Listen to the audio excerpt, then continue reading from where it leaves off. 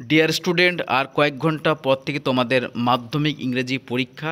তার আগে অবশ্যই এই মাধ্যমিক রাইটিং স্কিলের সাজেশনটা দেখে নাও। মাত্র তিনটি রাইটিং স্কিলের সাজেশনটা তোমাদের সামনে নিয়ে এসেছি। অবশ্যই যে কোনো রাইটিং তোমরা এই তিনটি দেখলে লিখতে পারবে। অবশ্যই ফরম্যাটটা ফলো করবে, ঠিক আছে, এবং সাজেশান সহ। তো আমি শেয়ার করছি। শেয়ার করার আগে বলি যে আমাদের চ্যানেলের সমস্ত রকমের সাজেশান তোমরা পেয়ে যাবে। তো অবশ্যই চ্যানেলটিকে সাবস্ক্রাইব রাখবে এবং ভিডিওটি শেয়ার করে অন্যকে দেখার সুযোগ করে দিবে লাইক করে। তো চলো শুরু করে আজকের মেন ভিডিও।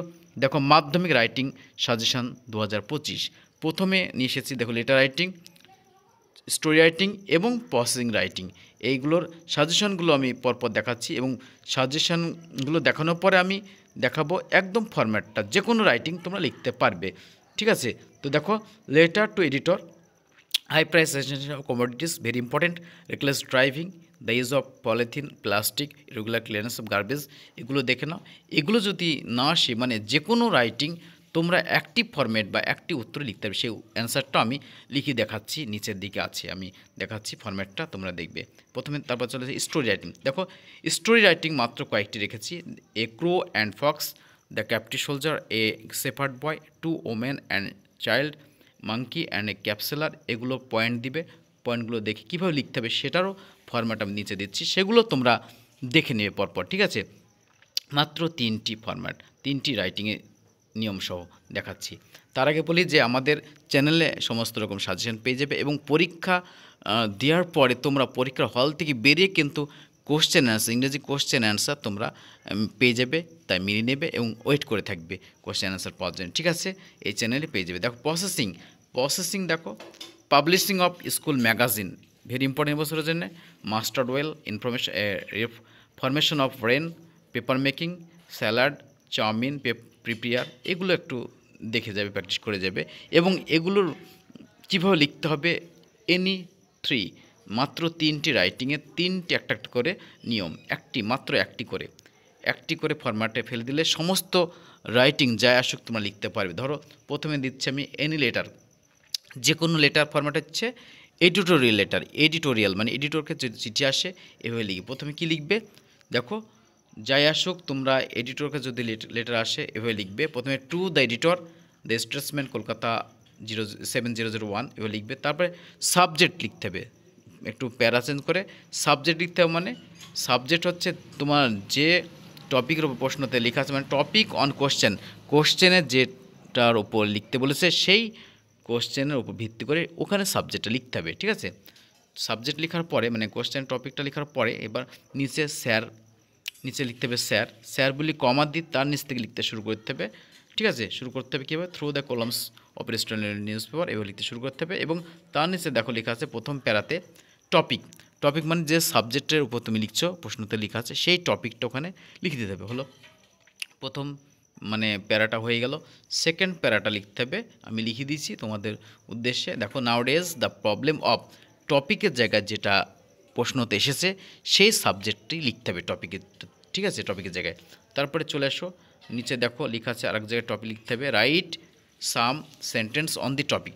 ওই যে টপিকটা যেটা এসেছে পরীক্ষার প্রশ্নে সেই টপিকের উপরে কয়েকটা মাত্র সেন্টেন্স লিখতে হবে, ঠিক আছে। ওখানে কয়েকটি মাত্র সেন্টেন্স লিখলে হয়ে যাবে। সেকেন্ড প্যারাটা তোমার কমপ্লিট হয়ে গেল। এবং থার্ড প্যারা, লাস্ট প্যারা লেটারে কী লিখতে হবে দেখো, so I think that the government should take effective step to solve this harassing problem. তারপর টপিক আছে, দেখো এই টপিক মানে এখানে তুমি লিখবে যে বিষয়ের উপর এসেছে সাবজেক্টটা, সেটা এখানে টপিকটা লিখে দেবে। তারপরে যেটা আছে সেটা লিখে দিবে। তারপরে দেখো বাদিকে অ্যাড্রেস, ডেট, তোমার ইয়োর্স ফেথফুল, তোমার নিজের নাম, ইয়োর্স ফেথফুলি বুঝে তোমার নাম লিখতে হবে, ঠিক আছে। লেটারটা সম্পূর্ণ হয়ে গেল। এইভাবে তোমরা লিখলে নাম্বারটা ভালো পাবে, ঠিক আছে। যে কোনো লেটার এডিটর যদি আসে লিখতে পারবে। এবার আমি চলে যাচ্ছি, তার আগে বলি আমাদের অবশ্যই চ্যানেলটিকে সাবস্ক্রাইব রাখবে আর ভিডিওটি শেয়ার করে ওনাকে দেখার সুযোগ করে দেবে। মাত্র তিনটি রাইটিং দেখো, স্টোরি রাইটিং একটিও নিয়ম। স্টোরি রাইটিংয়ের একটি নিয়ম কি দেখো, any story on this rules, যে কোনো স্টোরি যদি আসে তুমি কী লিখবে, প্রথমে পয়েন্টগুলো দেখবে, পয়েন্টসগুলো দেখার পরে টাইটেল দিয়ে শুরু করতে হবে, টাইটেল অবশ্যই দিতে হবে, তারপর শেষে মোরাল। তার আগে কী লিখতে হবে মিডিলটায়, subject plus verb two plus object বা পাস্ট টেন্স, মানে পাস্ট টেন্সে লিখতে হবে।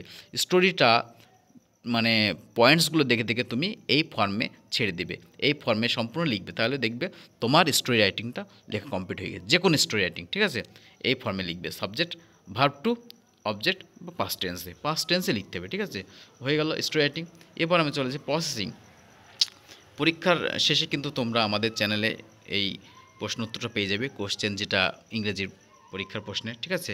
দেখো প্রসেসিং রাইটিং একটি মাত্র নিয়ম, এনি প্রসেসিং, যে কোনো প্রসেসিং ক্ষেত্রে এই নিয়মটা প্রয়োগ করলে হয়ে যাবে। লিঙ্কিং ওয়ার্ড, প্রথমে লিঙ্কিং ওয়ার্ড মানে অ্যাট ফার্স্ট পয়েন্টগুলো দিবে, সেই পয়েন্টগুলো দেখে দেখে লিখতে হবে তোমাকে। প্রথমে লিঙ্কিং ওয়ার্ড লেখার পরে সাবজেক্ট দিবে, যে সাবজেক্ট ওখানে লেখা থাকবে সাবজেক্ট দিবে, তারপরে ইজ বা আর হতে পারে, তারপরে ভার্ব থ্রি কিন্তু ভার্ব থ্রি প্লাস অবজেক্ট বা আদার্স, এইভাবে প্রতিটা মানে পয়েন্টসকে কাজে লাগে, প্রতিটা পয়েন্টকে এই ফর্মে ফেলে দিবে, অটোমেটিক তোমার প্রসেস রাইটিং কমপ্লিট হয়ে যাবে। তার আগে প্রসেস লেখার আগে কিন্তু একটু 2-3টি বাক্যে ইন্ট্রোডাকশন বা ভূমিকা পারলে দিবে, তাহলে ওটা খুব সুন্দর হয়, ঠিক আছে, মার্কসটা ভালো পাওয়া যায়। এই ছিল আজকের যে রাইটিং স্কিল সাজেশন, যে কোনো রাইটিং লিখতে পারবে মাত্র 3টি নিয়মে, 3টি রাইটিং 3টি নিয়ম, ঠিক আছে। এই ছিল আজকের ভিডিও।